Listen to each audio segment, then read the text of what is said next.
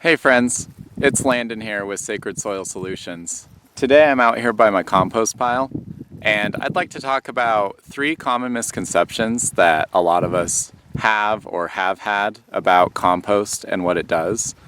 And then after I share those misconceptions, I'd also like to share a little bit about what we can look for in the compost that we create or purchase to have the greatest effects in our own gardens. The first misconception that a lot of us have, and I had for many, many years, is that when we add compost to our garden beds, that will be increasing what we call our soil organic matter content. And when we add compost to a garden bed, it actually doesn't stick there long term. Most of it will do what we call oxidation, where it interacts with oxygen and then it gases off and leaves in the atmosphere. This is because what actually creates long-term soil organic matter are the compounds like the acids and the glues that plants push out, and also the fungal networks that can store that energy long-term down in the ground. Because of this, when we want to increase soil organic matter, the best thing we can do is actually apply cover crops and then support those cover crops. The second misconception that we have about compost is that the plants are actually eating the compost when we give it to them. We think that those particles of dead plant material that have been broken down are then available to the plant. And while there are some simpler acids and soluble nutrient compounds that are available to the plant, for the most part, that material is not food for plants, it's actually food for microbes. And if you have heard from me about what rhizophagy is, which is that plants eat microbes directly through the tip of their root, then what the compost actually is food for those microbes, and then those microbes are food for the plant. And this is actually a really important distinction that I will be getting into a little bit deeper in just a moment. Our third common compost misconception is that compost is supposed to be really fine and very small particles. And while it's true that a composting process will take something like this wood chip that's on the surface of my pile and break it down to where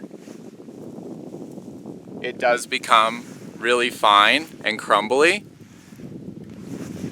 the misconception comes in when we think that we should sift and filter out those chunkier pieces, believing that the finer material that we get is what we're trying to acquire for our plants.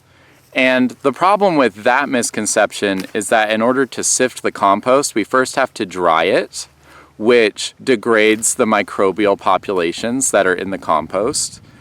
And it also breaks up the fungal structures that we're trying to achieve in really high level, high quality compost. So when we sift our compost, we're actually at the very end doing a lot of damage to the things that we're trying to achieve within that pile.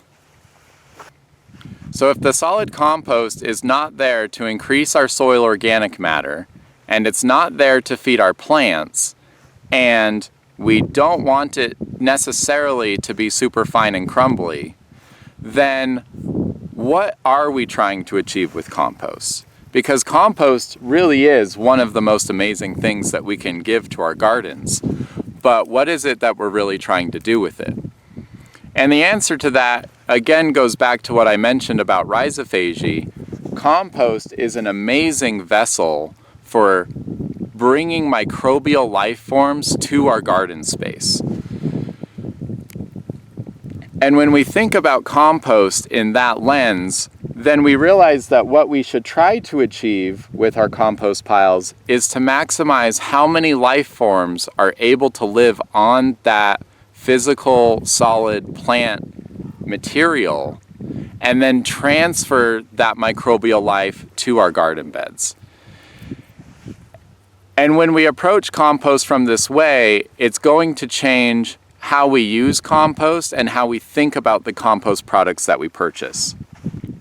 So with those microbial life forms being the main thing that we're looking for in our compost, when we're purchasing compost, we really want to be seeking out those people who are offering it that first look at their compost under the microscope, and second, show what is going on in their piles under the microscope to prove that they have these high levels of microbial life forms that are going to benefit our gardens. And once we acquire that compost that does have a high density of microbial life, we then want to use those composts differently, and we can actually use a lot less than we're used to because of the techniques that we're able to use in order to utilize those microbial life forms that are in that compost. If we're making our own compost and we don't have access to a microscope, then there are things that we can do in our practices that are more likely to ensure that the microbial life forms stay there. The biggest one for maintaining a high quality of compost is to make sure that your piles are always staying wet. Not 100% saturated, but about 60 to 70% moist, where if you give it a little squeeze, you'll get just a couple drops out of it, and it'll kind of clump together and then crumble apart. When we let our compost piles stay dry, or we age them while they're dry, they're not really doing anything at that point. The life is bunched up, we call that encysted sometimes, and it's not able to proliferate and move through. So when we keep our piles wet, we're going to see more microbial predators like testate amoebae, which are the ovals with the flat mouth.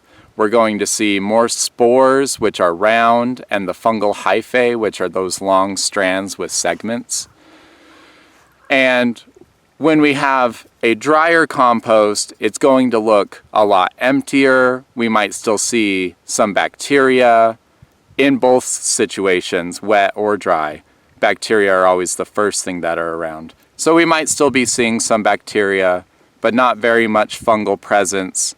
It's going to look kind of emptier, and that's just not going to have as robust of a response in our garden space. So if you're acquiring a compost and it comes to you dry, I would be very hesitant about the quality of that compost. There is a chance that they were keeping the pile moist and it only got slightly dry on its shipment to you, but that's a really hard thing to tell with our naked eye. That's why the microscope really does tell all in a certain respect. It gives us that context, because there's also situations where they could have been curing or aging the pile in a dry way, and then they moisten it right before they give it to you. So you really want to trust your sources and see the operation and see how they're keeping their piles in that way. And ideally, again, getting a microscope slide of that sample will tell you so much about what's going on there. But after we've selected our compost and we've found a really high quality compost, what should we do with it? Because the first misconception that I mentioned is that adding that physical material to your garden space is not going to increase the soil organic matter of that space. But when we have a really high density of microbes in our compost, what we can then do is make what's called a compost extract. So we can take just a little bit of compost and we can run water through it with a higher pressure, like a hose. And if you just put it in a little baggie, and treat it like a tea strainer or like a drip coffee, and you push the water through that compost and push out all of those liquids that come off of those solids, then we can take that solid material and we can actually recompost that. But then we're going to take that water, that extract, and that's going to be so full of those microbes. And then when we apply that to our garden beds where plants are already growing, then they're going to move into that environment and be supported by those plants. And also they're going to directly feed those plants. So when we treat compost in that way, I know some farmers farming cereal grains that use 2 or 3 pounds of really high quality fungal compost on 1 acre of property and see great responses from that. So when we're looking at investing into our gardens through high quality compost, we really don't need that much. 1 bag can do so much for our garden space, but we have to make sure that it's actually power packed with those microbial living forms. So in my mind, this really creates 2 classes of compost. One is the old form of thinking about compost, which is a form of organic fill that we can put into our garden beds in order to fill up the space. And there is some use to that, in the same way that adding mulch or adding logs to the bottom of a raised bed before we put finer material on top can be helpful for creating structure for things to work on top of. But we don't need to be spending our premium dollars on those materials that we're just using to fill up the space, when we could invest those dollars into a smaller amount of what I have coined as inoculant grade compost.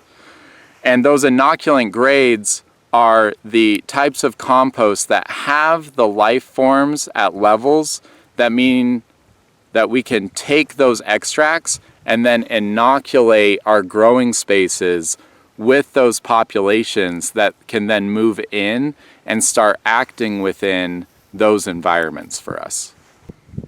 If you have any questions about what makes inoculant grade or what doesn't, or whether your compost fits one or the other, or how you can make a compost in the way that will have these great effects for you, or really any questions about what I've mentioned, like rhizophagy or any of that, please drop those questions in the comments where you're watching this video. I would love to get back to you on those things. If you're in the Phoenix area or northern Arizona and you're interested in trying some of this compost that I have behind me, I showed you some microscope video of this pile in a side-by-side with some other compost that was cured in a more dry fashion.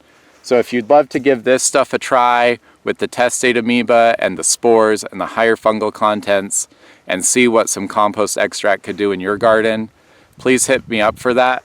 This is ready. It'll be ready all spring. If you're not ready to use it and you want to make a pre-order so I hold it for you, I'd love to do that too. So yeah, please let me know about that. I'd love to get some really high quality stuff out to my local community. And yeah, thank you for listening.